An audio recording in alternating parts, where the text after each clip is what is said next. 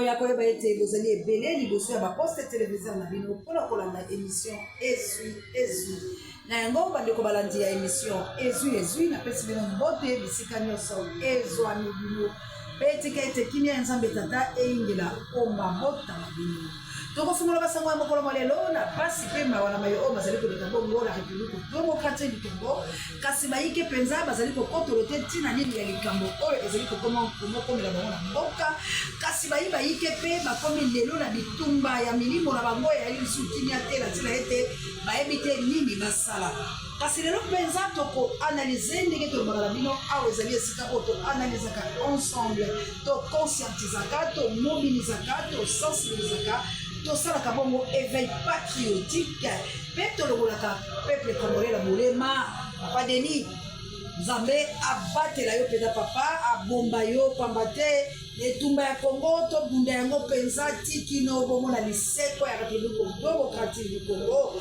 bandeko na ngai lelo tokoloba ya solo pasi ezali minyoko ezali bakolinga mpenza te totombola mongongo na kolobaka bosolo kasi biso toloba bosolo ezali bosolo po ete toli ebalebo ya mbindo mpe tozali bongo chaîne ya libération tolobaka maloba nyonso likolo baoyo bato bakolobela se ya libeka lolenge bino kolobaka lokota ya français j'aime dire tout ce que les gens disent tout bas nde mosala oyo biso toyo koloba maye oyo makolekala inwenwe na se ya shesheshe na se ya libeka eyelimaka malamu te bamama ya moto mojali moto mozimami te moto bokopela bobele kopela asalama lekum na mama jawa mpe na bamisilima na biso bandeko balandi tokotalisa bino maye oyo mazali komoleka sikisiki menemene eyali makambo ya bokosi te kasi tokoyeba te mwana mboka Félix Antoine Tshilombo ye moko abungi mayele akoloba makambo mpenza ekotoli malamu te yango nakoyebisela kabuya amema biso nanu kuna na Allemagne nini ye aloba. Absolument pas l'impression que l'opposition qui a pris les armes, qui a fomenté avec le Rwanda ce coup contre la République est dans son bon droit. D'ailleurs, la preuve, c'est que les vrais commanditaires se cachent. Et le vrai commanditaire de cette opposition, c'est mon prédécesseur, c'est Joseph Kabila. Mais il ne l'avoue pas, il n'assume pas ses actions.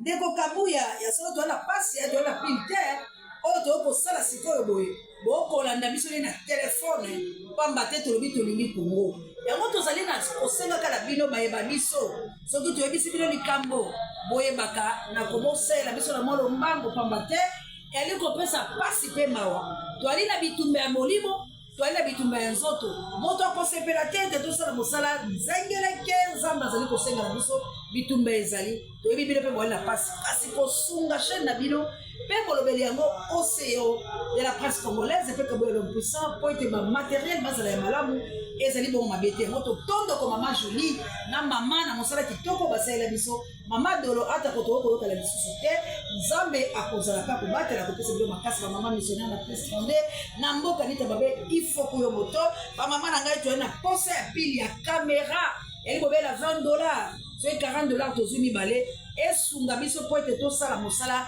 lolenge elongo bani lolenge mpe tokozela moninga ya Juka homme na France oyo azali bongo le number 1 océan de la presse congolaise Gauthier Boulay tozali bongo kozela Gauthier Boulay na biso Gauthier akosomela biso yango kala mpenza te tokosomela mosala tokozela ekipe epola te na mai oyo tosolaki na États-Unis d'Amérique mpona nete mana na nga na komiano na ngai na États-Unis d'Amérique yanga mokonzi merci que Dieu vous bénisse maman Célestine merci mingi na kotya loboko na bino mpona kosoutenir bilenge bapoudrier ville province Kinshasa bisika oyo bainstitution evandaka mpo bakonzi basala quelque chose bolandi mwana mboka Félix Antoine Tshilombo kasi totya ye na mikolo oyo mileki nini ye alobaki. Je voudrais ici interpeller directement la communauté internationale et l'Union africaine. Le Rwanda continue de violer ouvertement et sans scrupule les principes fondamentaux de la Charte des Nations Unies ainsi que les accords régionaux. Pire, ces agissements se déroulent dans une impunité totale et ce avec un mépris manifeste des règles internationales et des valeurs que ces institutions sont censées défendre.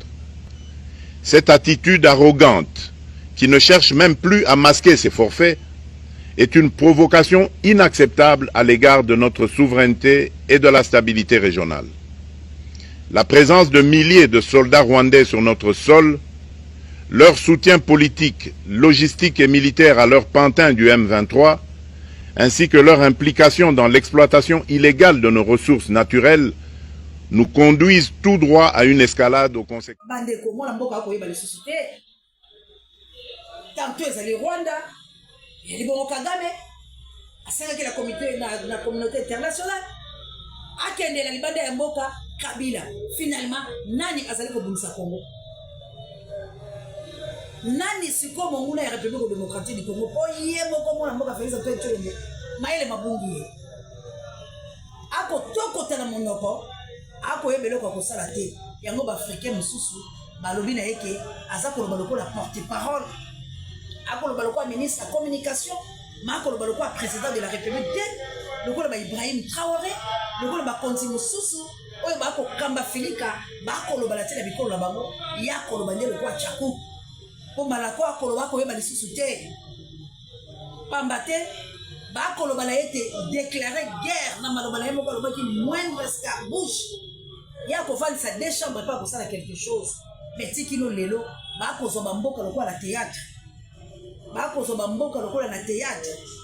Alors nazali kosenga na kaboya l'homme puissant alandisela bino yango malembe lolenge nini M23 et kusaka na biso.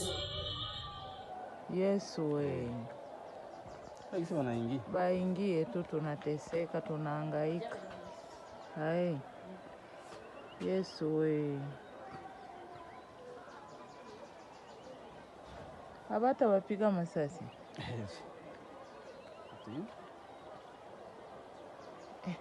Mama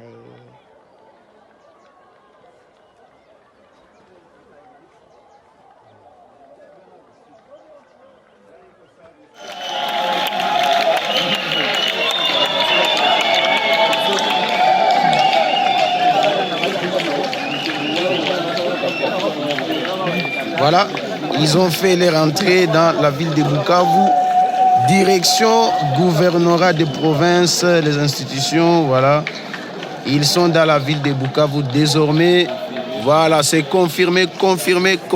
Ils sont à la Botte, capitale de la province du Sud Kivu. Voilà, ils sont en train de se diriger vers le gouvernorat de province, là où il y a toutes les institutions de la province. Voilà, c'est confirmé. Merci, nous sommes dimanche 16 février 2025, Bukavu, ville de Bukavu, voilà, elle est passée entre les mains du M23.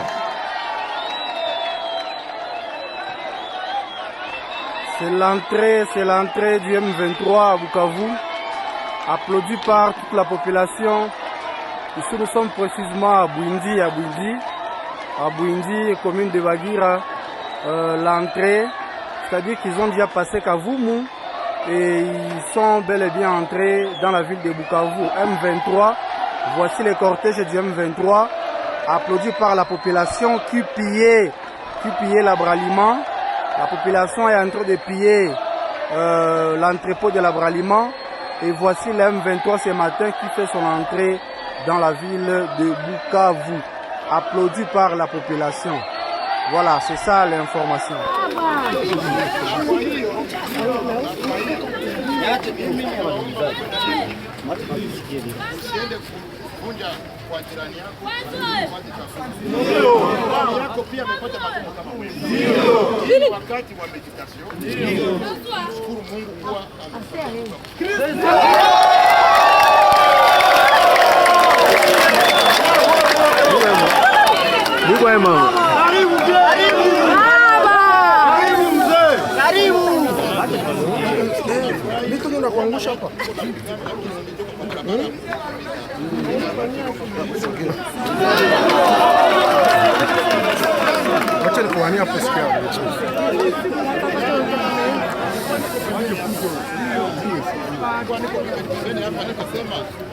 Acha tuangalie, tukasikia makelele mingi wamefika kwa Darfur, wameiba kwa fulani, wameiba kwa fulani, wameiba kwa fulani. Sema sasa leo ikengoya ifike saa 3 takuta vitu. Karibu. Karibu papa wewe.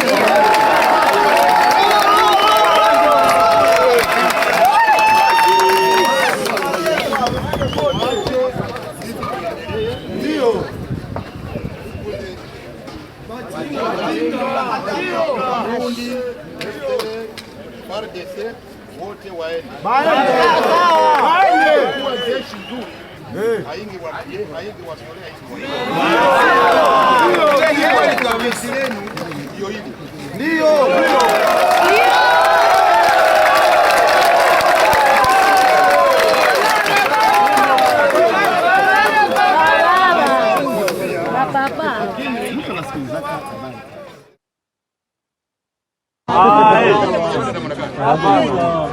Huwa Mnyarwanda ni namna gani? Wadanganya ili wawajistre. Kitu ninawaomba ni kimoya, mwambie wenye walijificha kwa manyumba, uzalendo, FARDC watoke. Mnanipata vizuri? Ndio. Kwa sababu wako ndani ya manyumba. Ndio. Na nikinywa bure asifiwe askari. Jana walitutesa jana. Jana walituiba vile. Tutesa watoto wa askari. Ndio maana tumekuja ifoto ndio wakamata wale wapeti. Balipie manyumba wanafika kwa wakati wao wanashindwa vita, wanapatia watoto wao aro. Ndio. Ile ni crime contre l'humanité. Ndio. Na hizi arome dada yetu Nyakero naye iko na shida. Wakati anakuwa iko kwa blanketi na bwana yake Tshisekedi, kwa nini akumwambia bunduki unabeba kutu zitaleta shida? Ndio. Kwa nini? Dada yetu naye iko mmoja wapo complice mwenye naacha insecurity na kutupia kuviole inafanyika hapa. Ndio. Dada si dada mzuri. Ndio. Aliendaka naenda hakuacha mafikiri nyumbani. Haiko vile? Ndio. Ni dada mzuri? Hapana. Kwa nini aliruhusu bwana yake adeside kubeba arme Nord Kivu na Sud Kivu? Juu tuendelee kuuana. Kwa nini akwambia bwana yake tutengenezee barabara ya kwenda Goma na Bukavu? Kwa nini akumwambia? Na kwabo Walungu watoto wanacheza na koshorkor. Hakuna hata farmasi. Koshorkor. Waki. Gonjwa ya watu kuvimba miguu yuko Walungu. Na tuko na kuko kuna premier dame wa Bongo. Hapana baba. Unabikubali? Hapana. Alemanya Afrika njoo hili. Hapana. Tshisekedi angeona kama bunduki ni chakula cha kupatia wananchi. Kwa nini akuanzia kwabo mupomba? Tutafe. Ndio. Lakini aliona kwamba sisi tutazipokea. Mkompolize na dada yetu bunduki zikako yao. Na zinachaa ndani ya mwingine wa bunduki. Mwambie wale mjua kuna bunduki kinyume na sheria. FARDC, wazalendo, FDL.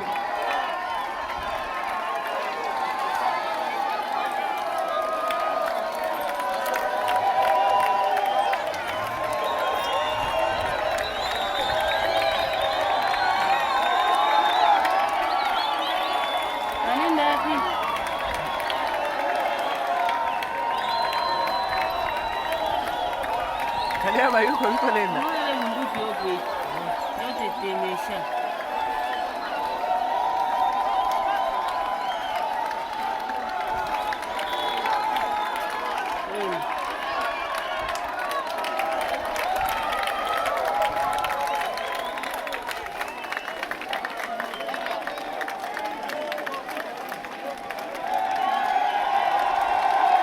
Sikiangalia video.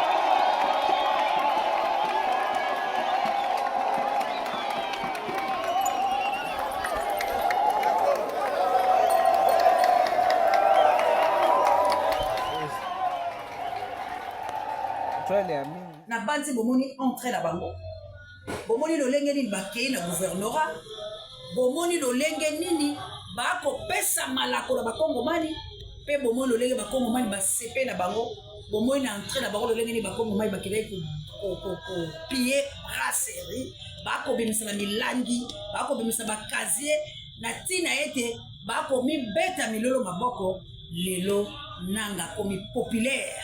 Nani azosala nanga populaire? Ezali mwana mboka Félix Antoine Tshilombo. Na kombanga kabango, na koboya ko déclarer guerre, na koboya ko loma vérité. Bande ko ngai na lingi to yoka tango Vital Kamerhe, likambo la yebsa kabilo mbala ombala. Tango Vital Kamerhe azalaka CG qui dit secrétaire général, il y a PPRD, nini alobaki abimisaki ba cartouche na bato ya UDPS à l'époque là personnellement abandé koloba na papa Etienne Tshisekedi Wamolo. Vous parlez de l'accord de l'Emera. Cet accord, personne n'a jamais montré un exemplaire de cet accord. Tout le monde en parle. Accord de l'Emera, accord de l'Emera. J'espère que pendant les élections, on va nous montrer cet accord. Mais moi, je vais vous montrer un exemplaire d'un accord signé de la main du président de votre politique, Etienne Tshisekedi, avec le Rwanda déjà en novembre 98. Novembre 98. Nous avons beaucoup de cartouches, mon frère. Je vais vous sortir des cartouches de 1966. Etienne Tshisekedi, ministre de l'Intérieur. On lui donne l'argent pour indemniser les victimes de la rébellion. Où est passé l'argent? Nous avons beaucoup de dossiers, donc soyez un peu humbles. On va revenir sur ce terrain-là pendant les débats. On va revenir. Ça, c'est la dictature dans le sang. Et quand je disais ici, je n'ai pas voulu le dire ouvertement, qu'il y a des partis politiques qui disent si ce n'est pas tel, c'est le chaos, c'est eux. Si ce n'est pas Etienne Tshisekedi qui gagne, c'est le chaos. Non. Nous, Joseph Kabila peut perdre. Mais s'il perd de façon loyale, s'il perd de façon correcte, nous allons prendre acte Tshisekedi président, ou je ne sais pas qui d'autre, Jean-Pierre Bemba ou quelqu'un d'autre. Il ne faut pas nous amener des gens indispensables, puisqu'il peut mourir comme tout être humain. Mais le Congo va demeurer. Il ne faut pas vous rabaisser à ces niveaux. Revenons sur la question de Banyamulenge. Pourquoi vous parlez seulement de Banyamulenge? Pourquoi quand il s'agit de Banyamulenge, tout le monde doit s'agiter? Mais pourquoi vous allez trop loin? Quand Etienne Tshisekedi est devenu Premier ministre, on avait chassé les Kassaïens du Katanga. Ça ne méritait pas l'attention de l'IDPS, aucun communiqué, aucun message de compassion, aucun voyage au Kasaï pour aller voir ses frères. Seulement le Banyamulenge devient maître des Français de Banyamulenge. Non, tout Congolais a droit à la vie et au bien-être. Qu'on chasse un Kassaïen, qu'on chasse un type de Bukavu, qu'on chasse un Munyamulenge, un Bouza, nous devons tous dire non. Et il n'y a pas de Congolais qui doivent avoir des droits exceptionnels. 400 ethnies. Et vous allez dire non, il faut que cela ait un statut particulier. La loi sur la nationalité, voici la lecture du PPRD. Le est resté constant. Puisque Roubaix-Roy et les autres sont déjà dans les institutions, quelle nationalité vont encore chercher? Puisqu'ils sont dans les institutions, on les a reconnus, ils sont là, n'est-ce pas? 2.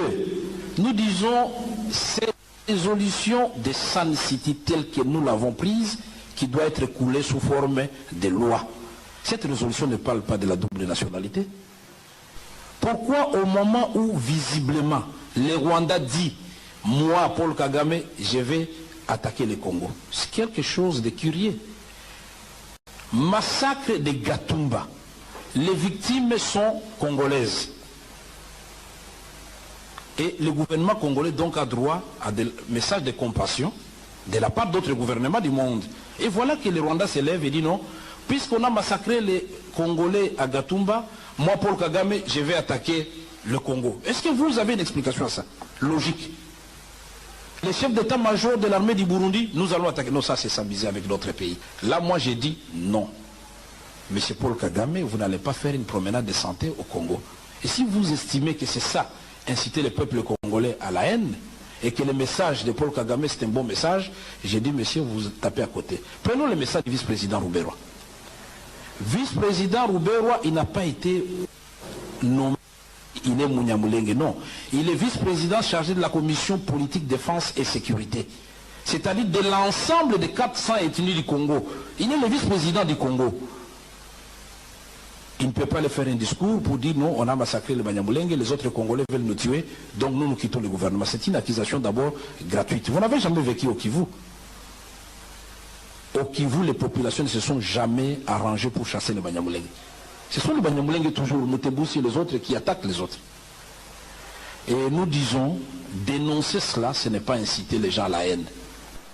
Puisque nous vivons avec ces gens-là chaque jour, mais nous disons tout ce que nous demandons, que leur cœur batte au Congo. Après, j'ai beaucoup apprécié quand l'AFDEL est arrivé, parce que j'avais dit la même chose. Monsieur Laurent Désiré Kabila, vous venez avec les Rwandais, ça sera un échec ici à Kinshasa. Tshisekedi a dit la même chose. Mais qu'est-ce qui a fait qu'au moment où il faut créer l'ASD, l'IDPS va faire alliance avec le Rwanda? Donc quand lui... sensibilisation. Assalamu alaikum na bamizilima na ngai mama Jawa la bila watu wa South Africa la mboka ya Gilo Mpinga. baprogramme tangola lobondi ya botable bolo tsayer misiko komela bino maman dangola la mokitene Florence Matendo bino tozali kosola bino partout dans le monde bande comme ça la bino maman c'est akala c'est que bosabona na chaîne te parce que na bunda kaka ke tumba malgré ma difficulté nazalaka wana kolobaka yango na senga bino bo partager l'émission bo liker bo tcha ba commentaire ba si je sais ba jambo bunda tumba parce que belé bazo mona nga lisusu te parce que botiki ko partager l'émission et puis na senga bon s'abonner soko s'abonner na chaîne manso o bazali ko le bateau ko le kala na kata chaîne oyo et ko komela ombala moko alors botala kaka te mais bon s'abonner pe bon s'abonner moi la mère de Bruno Téléma en Autriche Lick Bakalati prisonnier de Jésus bon Téléma bien en Autriche bon Téléma ba congolais bon partager bon bunde tumba na moi la mère de Bruno Juka Am aux la France maman Célestine papa Michael Roger Boulay bon partager ba émission bon partager ba émission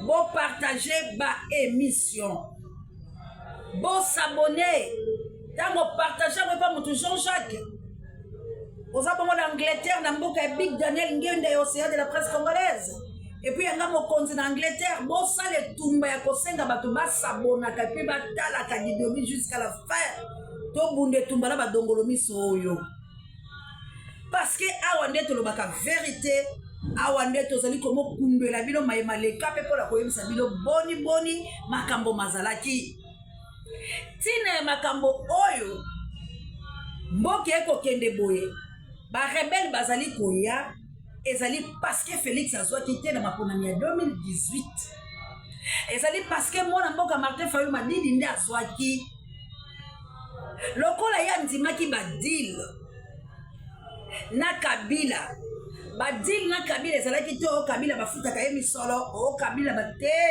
badil secret oya yebi ezali nde basengaki ye mabele lolenge basenga Mose Laurent Désiré Kabila lolenge no l'époque ya Mobutu oyo papa Tshisekedi alobaki tango Mobutu akotisaki bango Mobutu apesaki bango ba identité lokola ba Zaïrois bezalaki ba Tutsi ezalaki ba Hutu tango ba ko mélanger bango.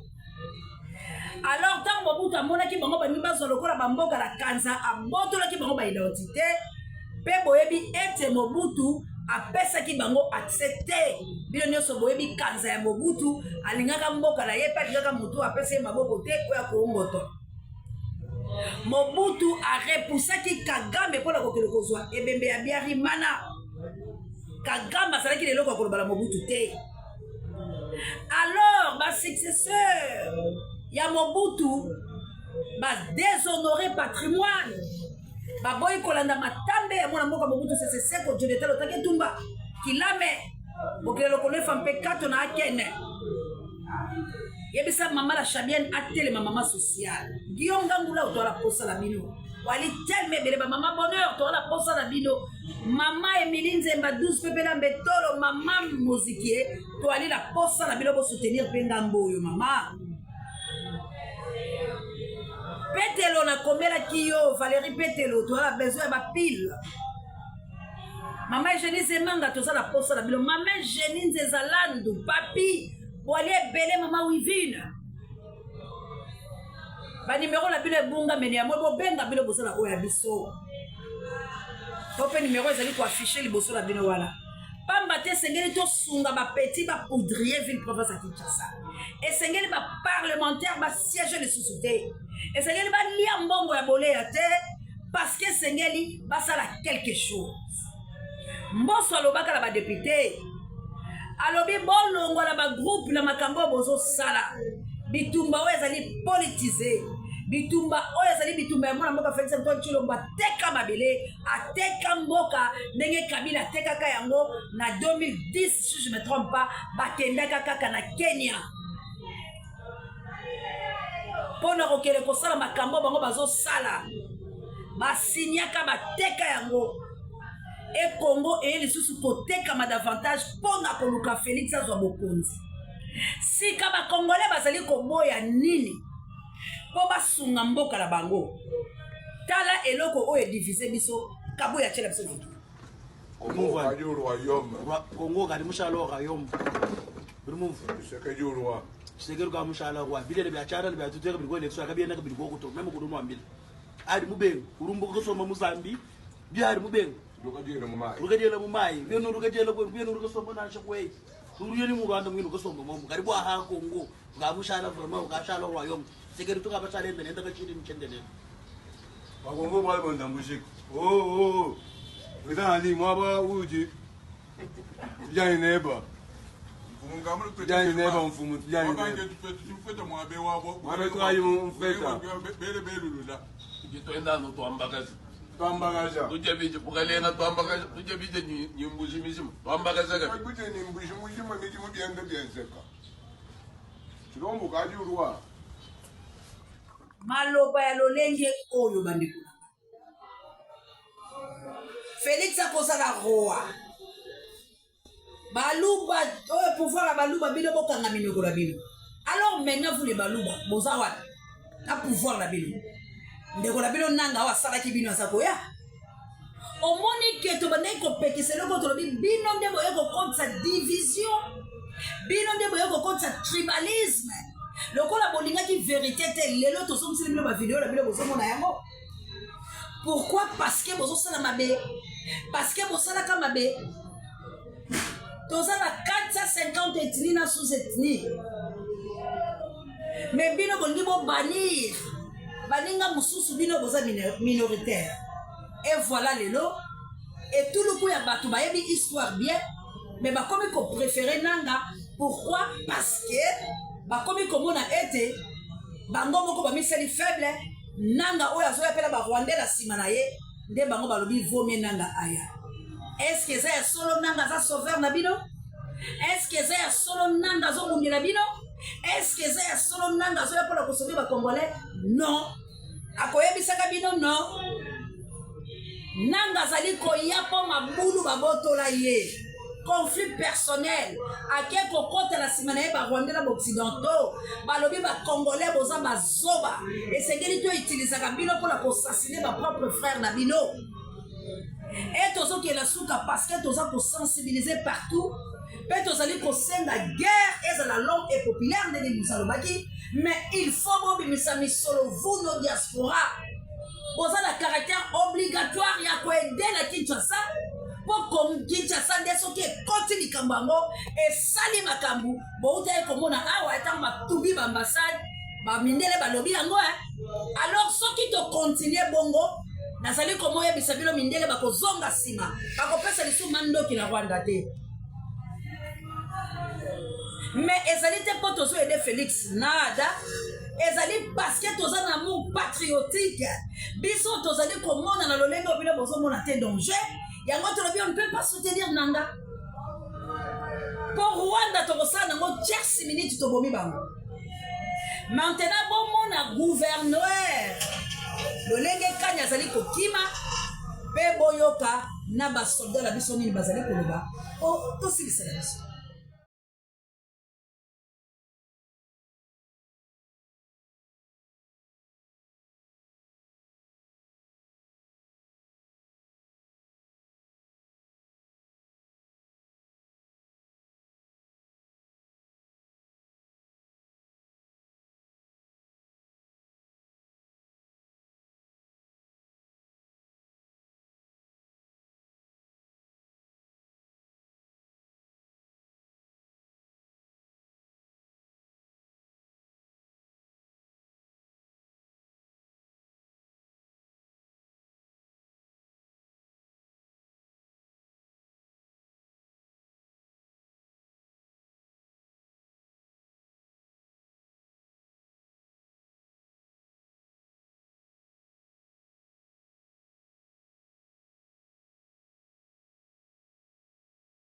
ata meme yango akimaka boye te tala kaka meme yango mpe ere moko alobaka awa tala kaka bamasa bango wana bazokende liboso awa tala kaka mwa eza te todécroche awa tokende vers Uvira Bukavu déjà aéroport c'est baby mawa trop. Bazo progresser vers Bukavu talaka tobimi. Souci à trop. Talaka. Ah toke vers Uvira soto mwe pas moyen. Soto kuta ba toto mati toke Kalemi. Moi ezate. Talaka to sunga magaka. Makambo ezosimba te bana mboka mwa eza te pasi tawa masa bango wana mituka mosusu yango wana liboso moni oyo eza liboso yango wana ndenge ezokita mwa eza te tala kaka moto loba na ndenge nini bino baluba boza bafantire Kisekedi na bino koloba kaka musala azokokana ete nde yango wana mais eza guerre siko guerre tosala ndenge nini guerre oyo eza guerre ya politicien ba mingi ezaka ye moko te aza amoni abolole te affaire souffrir bana bato pamba ye atiaki espoir na bapeti na ye wana abomesa bana bato bakufa pamba tokufa 246 000 mawa trop omoni gouverneur militaire azali kokima na biloko bya ye nyonso azali kopesa basoda na ye mbongo ndambo bomoni mpe lolenge kani mayima pinga bakoloba est-ce que patriarche de mon enseigne avait-il raison de dire que les baluba bakokai kozwa pouvoir te faut baformer bango pour ceux qui bazwi pouvoir tokozala la catastrophe et voilà maloba wana eza kosaccomplir munoko ya mokolo elumbaka solo mais lobaka makambo ya mosolo. Alors peuple congolais, nous avons pris le temps ya ko perdre. Il faut Félix azala démissionnaire pour to bengana na lombango na bato na ye parce que bolandi Vital Kamerhe oyo azala ba cartouche ebele alors ayebi ebele et Vital Kamerhe faiseur de pouvoir ye wala zali makambo wana lobaki yango de l'époque oyo azalaki secrétaire général ya PPRD. Alors le même Vital Kamerhe a changé de, il est toujours le même, il est caméléon. Azo sa couleur nyonso parce que biso to pesi yango. C'est comme batu ya boye. Boye bisanga na kati ya nation congolaise boko bikandenge ni. Bolingi traîtrise mais si là. Quand vous croyez aux étrangers et puis les lois azali koloba kaka. Azali kotika te. Tolanda nini arekadaki Eliezer mokozi ya mboka asengaki biso na kati ya makanisi biso parce que ezalaki wiklo biso moko toyebi nini totindaki mais lobi tomoni une délégation ya basango na bapasteur bakoteli na Rwanda honorable président bake na Goma. On ne peut pas s'en passer na situation wana président parce que selon honorable Eliezer, je vous ai prévenu quand vous avez pris la parole de ne pas nous ramener vers le bas. Les évêques, avant de voir le président de l'Assemblée nationale, avaient vu le président de la République. Et ils ont communiqué à l'issue de leur audience. Ils ont vu l'honorable Martin Fayoulou et ils ont communiqué. Alors, cette question des évêques qui se retrouvent à Goma à la recherche de la paix, laissons cette question au niveau du président de la République et le gouvernement. Puisque vous allez parler des choses que vous ne maîtrisez pas. Alors, laissons cette question à ce niveau-là. Et moi, votre président du bureau de l'Assemblée nationale, je poserai la question au gouvernement pour savoir qu'est-ce qu'il en est au juste. Puisque ici, nous risquons de verser dans des débats. Ce n'est pas le moment. Vous savez que si vous voulez avoir la paix, la première chose que vous devez chasser, c'est l'émotion. L'émotion. Nous voulons la paix. Les gens qui sont à Goma là-bas occupés maintenant.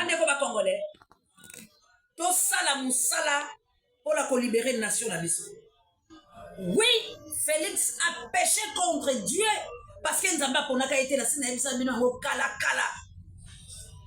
et créer là un problème tilelo nzoka na ye komona pe Sœur Déborah yepe alobaka kaka bongo pona ko affirmer que maloba o maman c'est alobi ezali ya nzambe telanga pe nzambe a révéler nga po nzambe akosaka te mais lelo oyo yango ezali kokokisama ndeko a démissionné lokola azali Judas alingi bobela suka mutu ya meto yoyo or tozali kosenga démissionné tika mboka bakongolais babunda bozopekisa bakongolais babunda mais bino bozaka koakise bato mais finalement eloko ni biloko ni vous croyez que eza royaume te ezali mboka ya bato totoi okaka boni siselanga mbimbo ofule jale akinde oleki wanya yolakeo Félix ozali komona makambo oyo lokaki na mboka alors soki okosede te soki est-ce qu'on peut passer mot d'ordre en tout cas na yebité papa Alfred na mama Clarisse mboka passe na université elle est partout le bozali Zambie ka kwa loso na on est tous a besoin de soutien parce que il faut que chasse bouger bande ko ba ko kufa akola tsabilo so ambiscade o esalamaki na mikolo misali ko Zambie alola apambola koko que vive la guerre en RDC la chef coutumier bato boyebi bato bolokaka bato bobokaka bambasu bato bobokela bato bampese c'est le moment to sangana pour boboakela bango ba maladie Rwanda ezwa attaque sans recul mais ceux qui bozala kaka wala pour la koyokela kabala baninga mitema likunya pour la kolinga te ke bato ba avancer bobo makabato sans cause ngonga pe ya bino bo périr et commis. On se manque pas de Dieu, ce qu'on aura semé, il le moissonnera. Minerai à Congo, ils ont pour la Congolais. Bozo à Congolais, ils ont pour la Bango, à vivre là-bas. Moussali Congo, ils ont la pauvre. Boboy Congo, et se développer. Boboy Congo, et se distraliser. Boboy ba Congolais, ba vivre là, pour bien au salam sous guerre. Tokoti Kabilote, Nanga, tu es mort. Nanga, Ozali Mokoufi, quoi que ne vous avez koya. Ma belle à Kinshasa et comme la yo na batuna yo tokoti kayote parce que vous allez les vrais assassins à la République démocratique du Congo récupérer monstre na oyo sala ki misiko beaucoup talaka pour la alliance mais pona ko boma batuna lengo so boma bo toko permettre yote Kagame ozali mokufi bon occidentaux boko zo frappe ya nzambe la biso kalate bokula kaikala totelemi pour la communauté la mboka na biso dans les vrais la patrouille la mort nous vaincrons. Merci la Kabouya l'homme puissant d'échange collectif Kigali. Merci na Papa John directeur recherche stratégique et personnel savon mon compte pareil mais nous sommes ceux qui tolingi kimia to bunde la mboka ya solo ezali ko senga ni solo basala ka révolution na malo boité oui malo bezali énergie ezali mais mbongo ezali eloko esufaka poto ko somba biboneli. Que vive la RDC, que vive la guerre.